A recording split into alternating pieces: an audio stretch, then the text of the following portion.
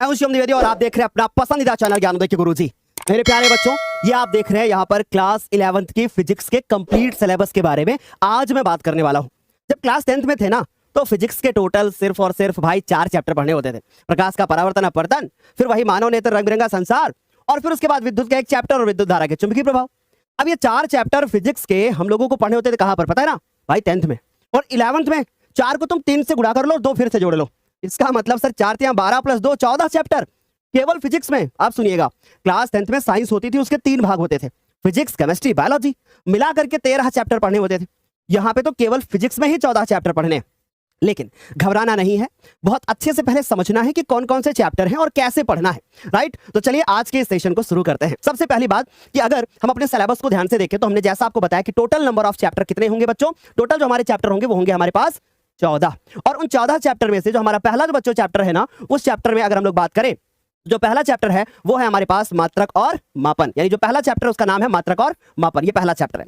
इसके अंदर हम लोगों को क्या पढ़ना है। अब बच्चे क्या करते हैं ना, ये वाले चैप्टर को बहुत हल्के में ले लेते हैं। उनको ऐसा फील होता है कि अरे इस चैप्टर में क्या ही है, बड़े आराम से हम लोग इसको कवर कर लेंगे, कोई हमको दिक्कत नहीं होगी। लेकिन इस चैप्टर के अंदर जो ये वाला पार्ट है ना, जो विमाएं, ये आपको क्लास 12th में बहुत ज्यादा क्या करती है, हेल्प करता है भैया। यानी ये वाला पार्ट आपको 12th क्लास के लिए भैया बहुत जरूरी है। जैसे विमाएं क्या होती हैं, अब जैसे एक बहुत सिंपल सी चीज है, वहां पे आपको पढ़ने को मिलेगा कि बल की विमा MLT-2 होती है। अब ये जो बल की विमा आपने MLT-2 पढ़ी ना, यही सेम चीज आपको कहां मिलने वाली भाई, 12th में भी मिलने वाली है। आपको 1 नंबर का क्वेश्चन, 2 नंबर का क्वेश्चन क्या मिलने वाला है, विमा से संबंधित मिलने वाला है। तो ऐसे में क्लास 11th में अगर इस चैप्टर के अंदर हम लोग ध्यान नहीं देंगे तो प्रॉब्लम कहां पर आएगी, प्रॉब्लम आएगी कि हम 12th क्लास की जो चीजें हैं ना वो अच्छे से कवर नहीं कर पाएंगे। तो भाई ये चैप्टर 12th के नजरिए से देखें तो बहुत इंपॉर्टेंट है, मात्रक और मापन। अच्छा, अगर मैं दूसरे चैप्टर के बारे में बात करूं तो दूसरा जो चैप्टर है वो है सरल रेखा में गति। इसके अंदर का जो सिलेबस है ना, मैं वो पढ़ नहीं रहा हूं। अगर कोई इंपॉर्टेंट चीज होगी तो मैं बिल्कुल उसको हाईलाइट करूंगा। जैसे अगर इंपॉर्टेंट के बारे में बात करें तो बच्चों वेग और चाल। हाँ, अब एक चीज बहुत ध्यान से सुनना, जो 9th का सिलेबस था ना, वो 9th वाला जो सिलेबस है, वो 9th का जो भी सिलेबस आपने पढ़ा वो 11th में आपको उसका अपडेट वर्जन, या कह सकते हैं कि थोड़ा सा वर्जन बढ़ा दिया गया है, थोड़ा सा लेवल कह सकते हैं बढ़ा दिया गया। यानी जो 9th में आपने पढ़ा था वो लेवल बढ़ा करके आपके जो चैप्टर बना दिए गए वो 11th में बनाए गए। क्योंकि 10th में तो वेग और चाल पढ़ा ही नहीं ना, हमने तो 9th में वेग और चाल पढ़ा था सर। हमने सर ये मात्रक वात्रक सर ये तो सब हमने 9th में पढ़ा था। यानी हम ये कह सकते हैं कि जो 9th की फिजिक्स थी वो आपको मिलने वाली है क्लास 11th में, उसी का लेवल बढ़ा करके। और जो आपने क्लास 10th में मेरे से फिजिक्स पढ़ी थी ना, वो क्लास 10th वाली फिजिक्स, यानी वही प्रकाश वाला चैप्टर, वही विद्युत का चैप्टर, वो आपको कहां मिलने वाला है, वो मिलने वाला है आपको क्लास 12th में। सो आई होप मेरी बात आराम से समझ में आ रही होगी आपको कि आखिर मैं आपसे क्या कहना चाह रहा हूं। तीसरा जो चैप्टर हमारे पास है बच्चों, जो तीसरा चैप्टर है वो है हमारे पास कौन सा, समतल में गति। अब ये वाले चैप्टर के अंतर्गत जो हमने क्लास 9th में छोटी छोटी चीजें पढ़ी थी, उसमें से जैसे हमारे पास सदिश अदिश, या आपने क्लास 9th में पढ़ा था, आपसे पूछा जा रहा था अरे बल कैसी राशि है, सदिश है कि अदिश है, तो वैसी ही चीजें आपको यहां पर भी मिलने को देखने को मिल जाएंगी। ठीक है, अच्छा आगे बात करते हैं, जरा ध्यान से देखना। जैसे आपने वहां पे गति के बारे में पढ़ा होगा, तो यहां पर भी एक समान वृत्तीय गति, प्रक्षेप गति के बारे में पढ़ने को मिलेगा, या फिर आपको सदिशों का वियोजन देखने को मिलेगा, सदिशों की वास्तविक संख्या से कैसे गुणा होता है, इन सब चीजों के बारे में यहां डिस्कस करने को मिलेगा क्लास कौन से, 11th में। अच्छा, गति के नियम, अब आपने क्लास 9th में गति के 3 नियम पढ़े थे, अब आपको तीनों नियम तो याद होंगे। सर एक बड़ी कंफ्यूजन रहती है, कंफ्यूजन ये रहती है कि सर क्या गति के नियम और गति के समीकरण अलग अलग हैं या फिर एक ही है। तो बच्चों ध्यान से सुनो, याद रखना इस बात को कि जो गति के नियम होते हैं ना, जो गति के नियम होते हैं ना, वो बराबर नहीं होते हैं। यानी कि हम कह सकते हैं कि गति के समीकरण और गति के नियम ये अलग अलग चीजें हैं। बच्चे यहां पर थोड़ा सा फंस जाते हैं, ठीक है। तो इस बात को याद रखना कि गति के नियम अलग हैं और गति के समीकरण अलग है। ओके, तो आई होप यहां तक इतनी बातें समझ में आ रही होंगी। यहां पर भी आपको गति के 3 नियम दिखाई देंगे, पहला, दूसरा और तीसरा। समझ में आ रही है मेरी बात, आराम से क्लियर हो गई होंगी चीजें। अच्छा आगे चलेंगे, हमारे पास जो क्लास 9th में एक चैप्टर है जिसका नाम है कार्य ऊर्जा और शक्ति। तो जैसा मैंने आपको बताया कि कार्य ऊर्जा और शक्ति से भी, जैसे कार्य ऊर्जा प्रमेय, अब 9th में भी ये चीज आपने पढ़ रखी है, पहले से पढ़ रखी है। अब उसके बाद कार्य, फिर गतिज ऊर्जा, जो वही आप लोगों ने फॉर्मूला पढ़ा होगा कि भैया V = जो है हाफ mv², है ना। आपने इसके बारे में पढ़ा होगा कि गतिज ऊर्जा फॉर्मूला हाफ mv², mgh ये स्थितिज ऊर्जा, ये सारी चीजें ना यहां पर भी आपको मिलने वाली हैं। यानी कि परिवर्ती बल द्वारा किया गया कार्य, ये सारे टॉपिक आपको मिलेंगे। शक्ति, ये शक्ति जो आपने 9th क्लास में पढ़ी थी ना, वो वाली शक्ति नहीं है, ये पावर दूसरी है, ठीक है। वहां पे जो थी वो विद्युत शक्ति थी, यहाँ पे जो शक्ति पढ़ोगे ना वो यांत्रिक होगी, यानी उसमें डिफरेंस है। वहां विद्युत की चीजें थी, यहाँ पे चीजें दूसरी हैं, ठीक है। तो आई होप यहां तक समझ में आया। आगे चलेंगे चैप्टर नंबर 6 पे, और चैप्टर नंबर 6 है वो है कणों के निकाय और घूर्णी गति।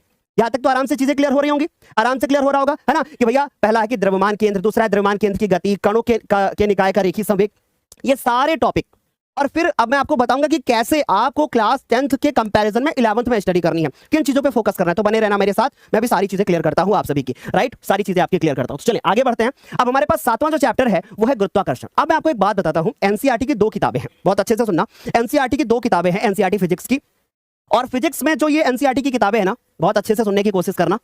इसके 2 पार्ट है, यानी पहला जो है ना वो पार्ट 1 है, प्लीज ध्यान से सुनना, और जो दूसरा पार्ट है ना वो पार्ट 2 है, राइट, जो दूसरा पार्ट है वो पार्ट 2 है। अब ये जो पार्ट नंबर आप 1 देख रहे हो, इस पार्ट नंबर 1 में जो टोटल हमारे पास चैप्टर है ना वो चैप्टर 7 है। यानी अगर मैं इसमें चैप्टर्स के बारे में बात करूं ना तो इसमें जो आपके चैप्टर है वो टोटल 7 चैप्टर हैं, ठीक है। और इसमें जो आपके चैप्टर है ना इसमें भी आपके टोटल 7 चैप्टर हैं, मिलाकर के टोटल कितने चैप्टर हैं? 14। यानी अभी जो आप 1 से लेकर के 7 तक अभी आप देख रहे थे ना वो पहली किताब में है, ठीक है। तो ये 7 चैप्टर, अब पलायन चाल है ना, पलायन वेग के बारे में पढ़ने को मिलेगा, गुरुत्वीय नियतांक के बारे में पढ़ने को मिलेगा, केपलर के नियम इसके बारे में भी आपको जानने को मिलेगा, और ये सब चीजें कंपटीशन लेवल में आपको बहुत हेल्प करने वाली हैं। आगे चलेंगे अगले चैप्टर्स की तरफ, जैसे हमारे पास चैप्टर नंबर 8 है, और चैप्टर नंबर 8 हमारे पास जो है वो है ठोसों के यांत्रिक गुण।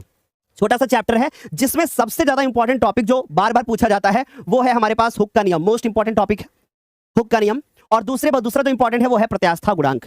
ये दोनों टॉपिक बहुत ज्यादा इंपॉर्टेंट है, ठीक है, ये दोनों टॉपिक बहुत ज्यादा इंपॉर्टेंट है। फिर इसके बाद आगे बात करें तो तरलों के यांत्रिक गुण, जिसमें दाब पढ़ने को मिलेगा, धारा रेखी प्रवाह है ना, बर्नौली की प्रमेय पढ़ने को मिलेगी। इसमें थोड़ा सा दूसरे मतलब कुछ आपको लैंग्वेज इसमें मतलब कहें कि अच्छा कुछ थोड़े से चेंज दिख रहे हैं, पर बर्नौली की प्रमेय कही जाती है। और उसके बाद श्यानता गुणांक और पृष्ठ तनाव, ये जो आपको ये दिख रहा है ना श्यानता गुणांक और उसके बाद श्यानता, ये आपके लिए मोस्ट इंपॉर्टेंट टॉपिक है। चलिए आगे चलते हैं हम लोग अब अगले चैप्टर की तरफ, जो कि हमारे पास चैप्टर नंबर 10 है, और जिसका नाम है बच्चों द्रव्य के तापीय गुण।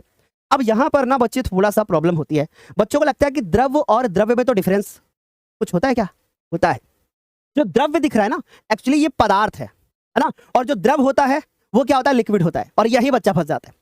तो अब बात करते हैं ताप और उष्मा, ताप और मापन, आदर्श गैस समीकरण। आपके अगर एग्जाम के पॉइंट ऑफ व्यू से देखें तो ये वाला जो टॉपिक है आदर्श गैस समीकरण, ये बहुत इंपॉर्टेंट है, ठीक है। ये जो आपको यहाँ दिख रहा है ना, ये आपके एग्जाम के पॉइंट ऑफ व्यू से देखें तो ये वाला आपके लिए सबसे ज्यादा क्या है? इंपॉर्टेंट है। यहां से इनको तो तैयार करके ही जाना है। तापीय प्रसार, विशिष्ट उष्माधारिता, ठीक है, ये चीजें आपको यहां पर जो दिख रही है वो सब आपको मिलेंगे, एग्जाम में पूछे जाएंगे, इंपॉर्टेंट टॉपिक है।